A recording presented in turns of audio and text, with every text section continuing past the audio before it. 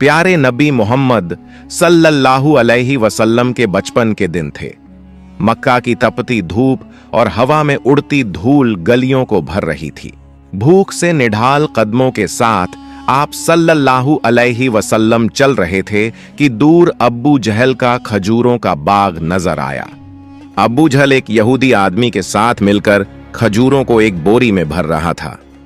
नबी मोहम्मद सल्लल्लाहु अलैहि वसल्लम बहुत भूखे थे, इसलिए 2 खजूरों की उम्मीद लिए धीरे धीरे बाग की तरफ बढ़ने लगे। जब वहां पहुंचे तो अदब से सलाम किया, अस्सलामु अलैकुम चाचा जान, और नरमी से कहा, मुझे बहुत भूख लगी है, क्या आप मुझे 2 खजूरें दे सकते हैं? अब्बू जहल ने घृणा भरी नजरों से देखा और बोला, मैं तुझे खजूर दे सकता हूं, लेकिन एक शर्त है, वो जो यहूदी खड़ा है उसकी बोरी तू अपने सर पर रखकर मेरे घर तक पहुंचा दे, तब खजूर मिलेगी। बिना देर किए नबी सल्लल्लाहु अलैहि वसल्लम उस यहूदी के पास गए। यहूदी हैरानी से बोला, ए मोहम्मद, तुम यहां क्यों आए हो? नबी सल्लल्लाहु अलैहि वसल्लम ने फरमाया, मैं ये बोरी अपने सर पर रखकर ले जाना चाहता हूं। वो चौंक गया, इतनी छोटी उम्र में क्या तुम ये बोरी उठा सकोगे? नबी सल्लल्लाहु अलैहि वसल्लम ने मुस्कुराकर फरमाया, हाँ, यकीनन उठा सकूंगा। फिर धूल से सने बदन और थके हुए जिस्म के साथ बोरी सर पर रखी और चल पड़े।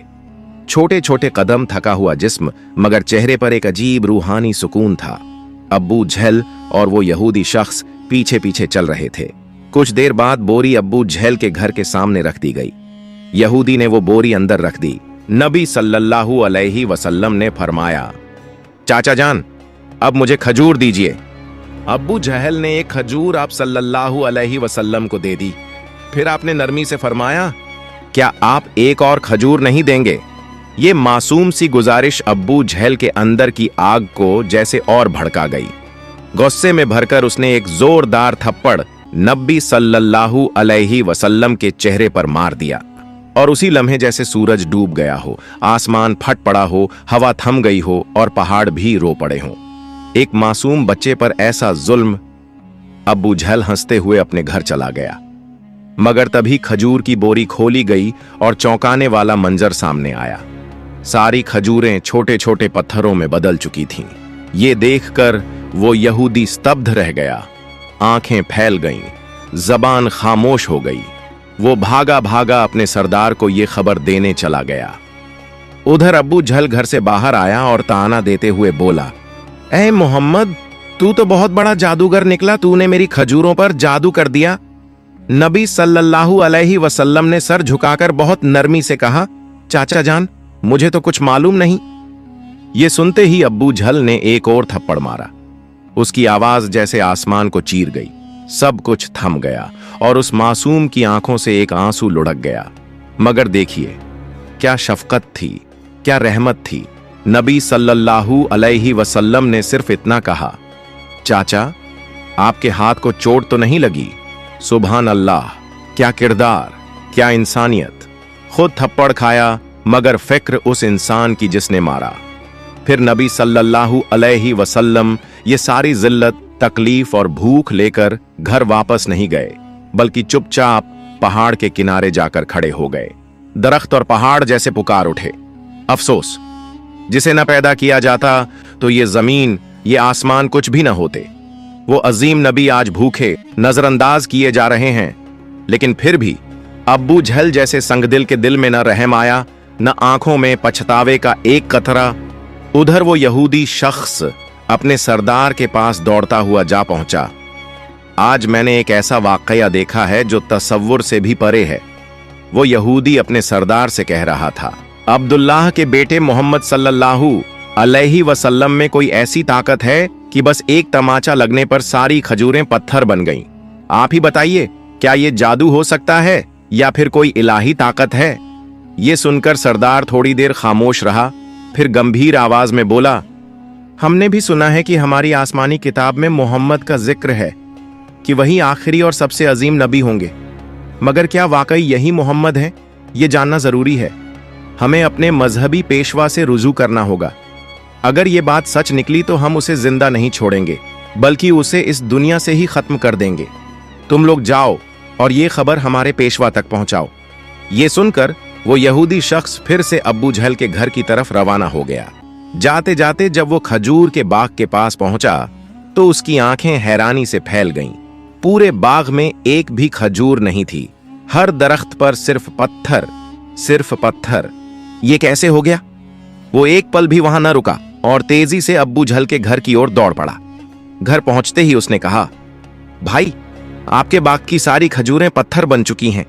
अगर अब इसे न संभाला गया तो बहुत बड़ा नुकसान हो जाएगा। इसका एक ही हल है, मोहम्मद सल्लल्लाहु अलैहि वसल्लम से माफी मांगो। मगर अब्बू जहल माफी मांगने वालों में से नहीं था। वो जालिम था, चालाक था। उसने नरमी से कहा, ठीक है, चलो मोहम्मद के घर चलकर देखते हैं। फिर वो नबी मोहम्मद सल्लल्लाहु अलैहि वसल्लम के घर की तरफ चल पड़ा। उस वक्त नबी अपने चाचा अब्बू तालिब के साथ रहते थे। जब अब्बू जहल घर पहुंचा तो अब्बू तालिब अकेले थे। अब्बू जहल ने आवाज लगाई, ए अब्बू तालिब, कहां है तुम्हारा भतीजा मोहम्मद? वो बहुत बड़ा जादूगर है। उसने मेरी सारी खजूरें पत्थर बना दी हैं। फिर तंज में बोला, कहीं किसी पहाड़ के किनारे किसी शेर या रीछ ने उसे खा तो नहीं लिया? ये सुनकर चाचा अब्बू तालिब बेचैन हो उठे। उन्होंने एक पल की भी देर न की और नबी की तलाश में निकल पड़े। उधर नबी मोहम्मद सल्लल्लाहु अलैहि वसल्लम एक पहाड़ के किनारे बैठे रो रहे थे। अगर मेरे वालिद जिंदा होते तो शायद कोई मेरे साथ ऐसा सुलूक न करता। मैं बहुत तन्हा हूं, बहुत अकेला। उनकी ये तन्हाई देखकर जंगल के शेर, रीछ, हिरण सब वहां आ गए और जैसे उनके दर्द को महसूस करके सब रोने लगे। शेर की आंखें भी भीग गईं। वो कहने लगे, या रसूल अल्लाह, रहमतुल लिल आलमीन, ये तमाचा जैसे हमें लगा है। आप अब न रोइए, ये आंसू हम बर्दाश्त नहीं कर पा रहे। कुछ ही लम्हों में चाचा अब्बू तालिब वहां पहुंच गए। उन्होंने जब ये मंजर देखा तो कुछ कह न सके, बस स्तब्ध रह गए। नजारा इतना अजीब और दिल को छू लेने वाला था। फिर उन्होंने नबी को सीने से लगाया और पूछा, किसने तुम्हें तकलीफ दी मेरे लाल? जब तक मैं जिंदा हूं कोई तुम्हें छू भी नहीं सकता। उसके बाद चाचा अब्बू तालिब नबी को लेकर घर लौट आए। लेकिन उसी रात अब्बू तालिब खुद अब्बू जहल के घर पहुंचे। उन्होंने गुस्से से नहीं बल्कि सच्चाई से कहा, तुम उसे जादूगर कहते हो, जबकि उसने तुमसे कुछ मांगा भी नहीं, तुम्हारी खजूरें भी नहीं लीं, तुम्हारे खिलाफ कुछ कहा भी नहीं। उसकी आंखों से जो आंसू गिरे हैं वो एक दिन पहाड़ों को भी पिघला देंगे। ये कहकर अब्बू तालिब वहां से चले गए। अब्बू जहल खामोश रह गया, क्योंकि वो कुछ महसूस जरूर कर रहा था मगर तस्लीम नहीं करना चाहता था।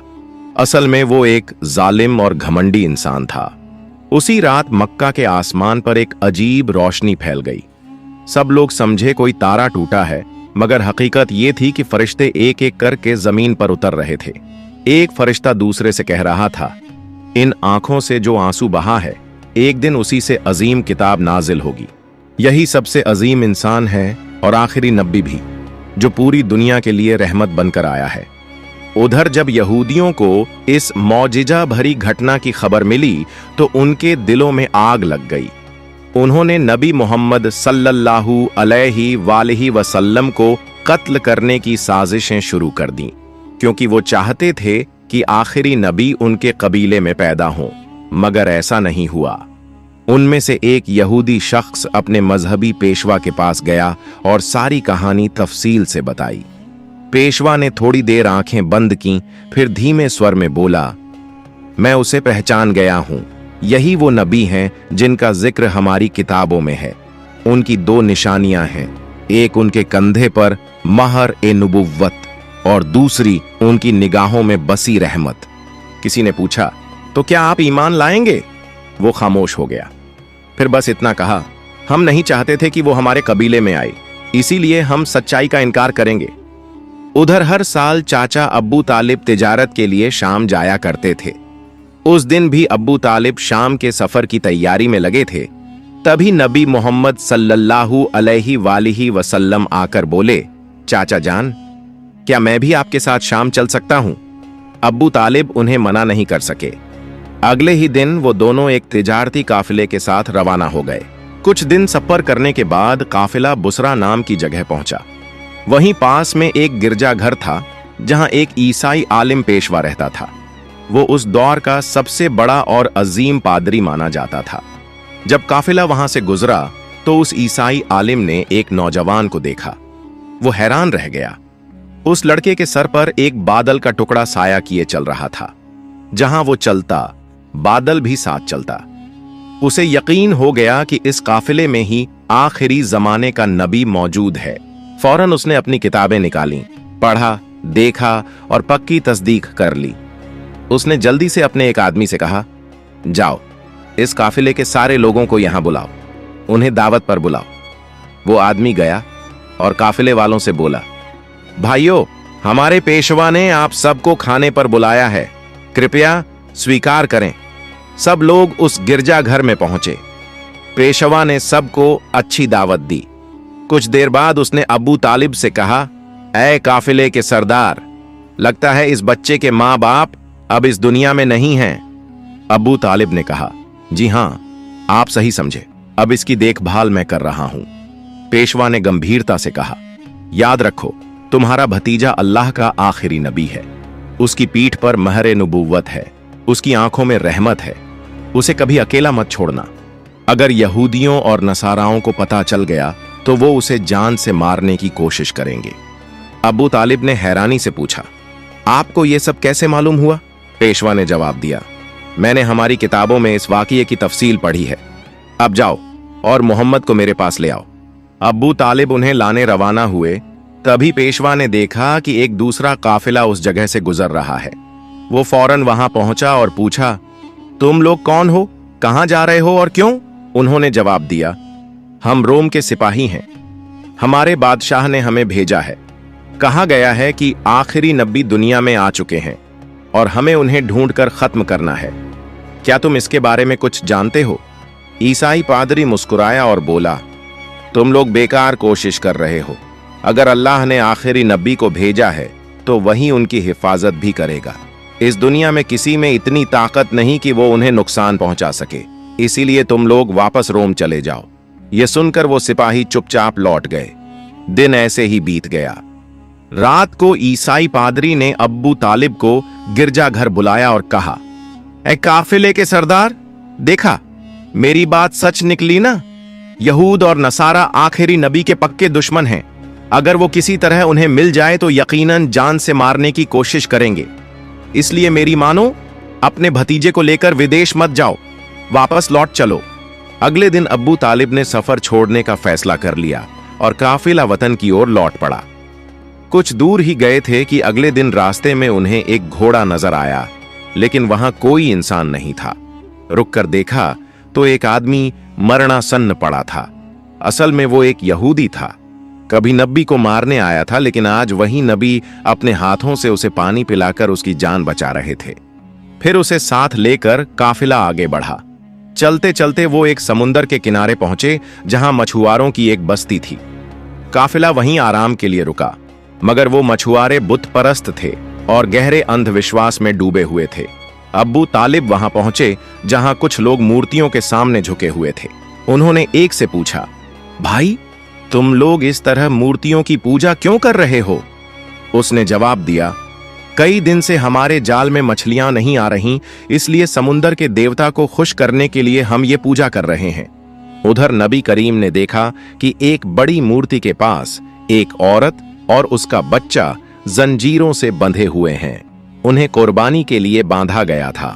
मछुआरों का मानना था कि ऐसा करने से देवता खुश होगा और मछलियां वापस आ जाएंगी।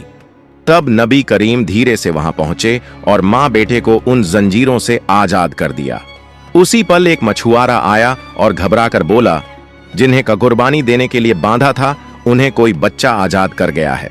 यह सुनकर सब लोग गुस्से में नबी को पकड़ने दौड़े। अब्बू तालिब उन्हें रोकने के लिए आगे बढ़े। तभी सबकी आंखों ने एक अजीब नजारा देखा। वो बड़ी मूर्ति अपने आप गिरकर टूट गई। समुंदर में जोरदार लहरें उठने लगीं और उनके साथ मछलियों की भरमार ऊपर आ गई। मछुआरे जाल डाल डालकर मछलियां पकड़ने लगे और खुशी से झूम उठे।